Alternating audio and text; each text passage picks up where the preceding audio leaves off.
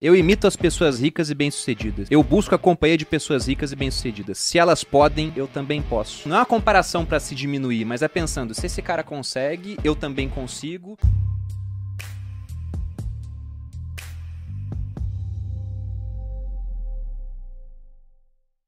Arquivo 1, as pessoas ricas acreditam na seguinte ideia: eu crio a minha própria vida. Arquivo de riqueza 2, as pessoas ricas entram no jogo do dinheiro para ganhar. Arquivo de riqueza 3, as pessoas ricas assumem o compromisso de serem ricas. Arquivo 4, as pessoas ricas pensam grande. Essa parte de pensar grande é muito importante, porque se você pensa pequeno, pra chegar no seu objetivo, e não tem nada de errado em pensar pequeno em prazos mais curtos. O Tony Robbins tem aquela frase muito famosa que diz: a gente costuma superestimar prazos curtos e subestimar os longos. Perfeito. Eu acho que a gente vai fazer o contrário, né? No curto você subestima de fato e você superestima o longo, porque no longo prazo muita coisa pode acontecer. Mas o ponto de pensar grande é importante porque pensar grande te obriga a agir de uma forma diferente. Se você só pensar, não, eu quero estar 10% melhor em termos de finanças do que eu tenho agora. Cara, 10% é melhoria incremental. Sim. Você não muda quase nada. Agora, se você se desafiar e falar, não, daqui a 5 anos eu tenho que ter um patrimônio 5 vezes maior do que eu tenho agora. Você sabe que no primeiro ano você não vai dobrar o patrimônio e depois dobrar de novo. Você vai saber que vai ser uma curva, mas você tem que fazer alguma coisa que vai te dar um baita resultado depois. Isso te obriga a agir de uma maneira que você nunca pensou em agir antes. Sim. Então esse é o ponto. Tem que empreender, não tem... Tem que me livrar do meu contra-cheque estável? Não precisa. Mas o único ruim de um contra-cheque estável é que isso coloca um teto para os seus rendimentos muitas vezes e te impede de fazer outras coisas. Então pense grande e como que você vai fazer para transformar esse teu pensamento grande em de fato em ações que vão gerar ótimos resultados. Pensar grande é fundamental. Até porque pensar, grande ou pequeno, o trabalho é o mesmo. A prática que vai ser diferente. Mas só de pensar grande você já faz o exercício pensando em hipóteses que você nunca contemplaria se fosse pensar pequeno. Cara, ô Bruno, eu quero fazer até uma consideração também. A gente escuta assim, né? Sonhar grande e sonhar pequeno dá o mesmo trabalho. Mas pensar grande e pensar pequeno, você acha que dá o mesmo trabalho? Em termos de meta? Por exemplo, assim, você pensou em crescer 5, pensou em crescer 1, dobrar. Dá o mesmo trabalho? Acho que sim, cara. É. Se você, vamos supor, eu gosto de separar períodos do dia pra pensar. Não que minha cabeça respeite esses períodos, né? Ela costuma pensar depois disso também. Porque eu sei que sonhar grande é porque sonhar e pensar tem uma diferença, né? Sonhar é mais um devaneio. Pensar é uma coisa mais direcionada, né? Concordo. Mas por que eu digo isso? A gente não controla tudo que a gente pensa, né? Exatamente. Eu tô lendo um pouquinho do Nietzsche. O Nietzsche, ele tinha uma ideia, ele tinha uma frase dele que ele falava: há algo que pensa em mim. No seguinte sentido, de que o que você pensa é só uma fração daquilo que tem na sua cabeça, né? Ele fala que você tem um mar, por exemplo, e alguém num farol com uma lanterna ilumina um trechinho do mar, aquilo que você tá pensando, mas há uma série de coisas que você não tá pegando. E ele ainda fala: quem é o cara que escolhe pra onde tá apontando o farol? Ele fala: não é a minha mente consciente, é, sei lá, o meu corpo que tá fazendo isso. Mas ele fala: você não tem controle sobre tudo que você pensa. E pra ele, inclusive, aquilo que você pensa é a parte menos importante do seu pensamento no final das contas. O que tá em volta que é muito mais importante. Pensar grande e pensar pequeno. Na minha opinião, vai dar exatamente o mesmo trabalho, Joel. A questão é que, geralmente, pra você colocar o seu plano em ação, o grande vai dar mais trabalho, porque te obriga a fazer coisas que você não fez antes. Exatamente. E aí que as pessoas travam, porque fazer coisas que você não fez antes assustam. Você tem medo. E ele tem um arquivo de riqueza que fala disso, né? Que os ricos, as pessoas de mentalidade rica, agem apesar do medo, enquanto as pessoas de mentalidade pobre, elas ficam travadas pelo medo. Sim. E se você deixar que o medo te trave, você não faz nada diferente. Se você não faz nada diferente, você fica no mesmo local, apenas com melhoras incrementais. O que pra quem ganha muito bem, talvez seja interessante, mas pra quem tá na merda, tá endividado, precisa de renda nova, não tá satisfeito com o trabalho que tem, é a morte, pô. É. Então você tem que fazer coisas novas. E pensar grande vai te obrigar a fazer coisas novas. Cara, uma vez estava eu, você e o Thiago, né? O Thiago veio com uma colocação, ele falou assim: galera, vou fazer uma pergunta pra vocês que me fizeram. E a pergunta foi a seguinte: o que você faria se tivesse dinheiro infinito? Infinito. Quanto? 100 milhões de dólares? 500 milhões de dólares. O que você faria para crescer sua empresa com dinheiro infinito? Como é que você atingiria mais pessoas? Como é que você atingiria um resultado exponencial? E a gente começou a refletir. E aí o pensamento extrapolou, né? Não, a gente falaria com a Oprah.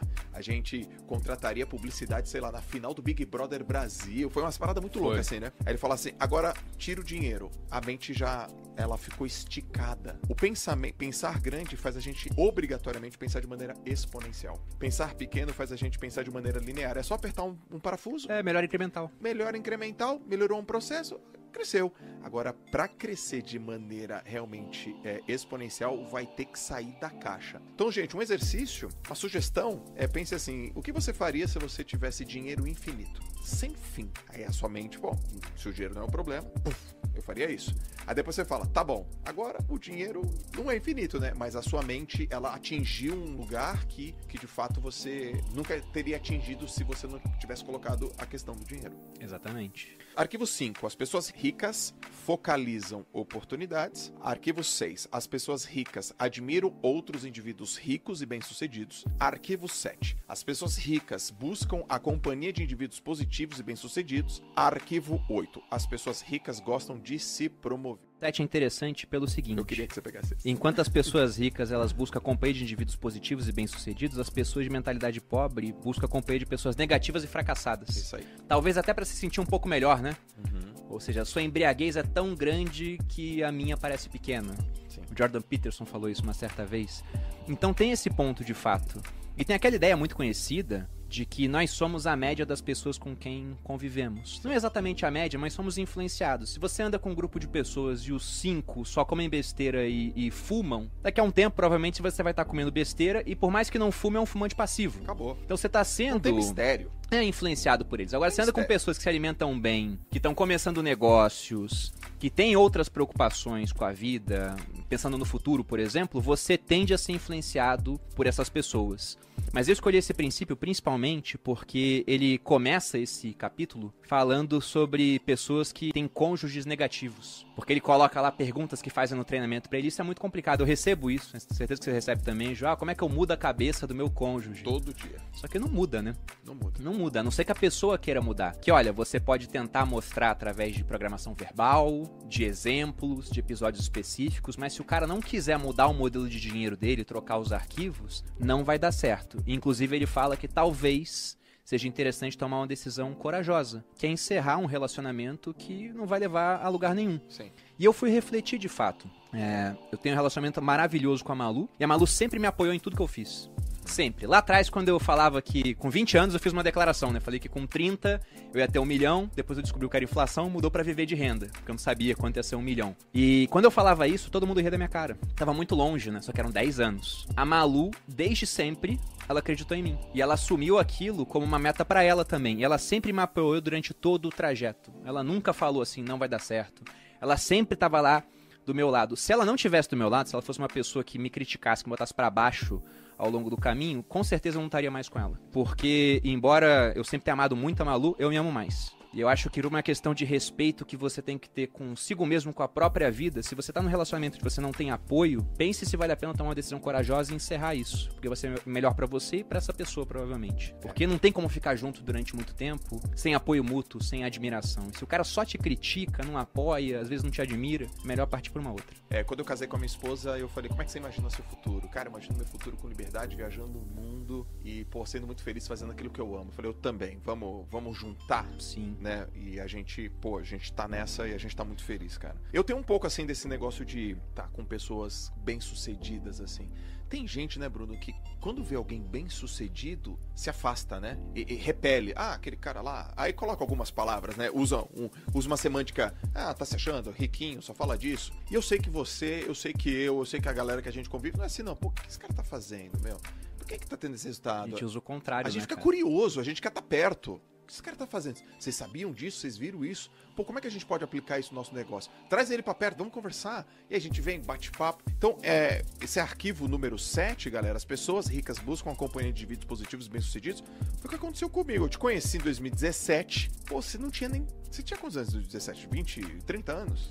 2017 era 29. Pô, cara, eu vejo um cara de 29 anos falando de dinheiro, investindo, usando um jeans, uma camiseta... E aí o outro de calça de moletom. Que eu tenho até hoje, né?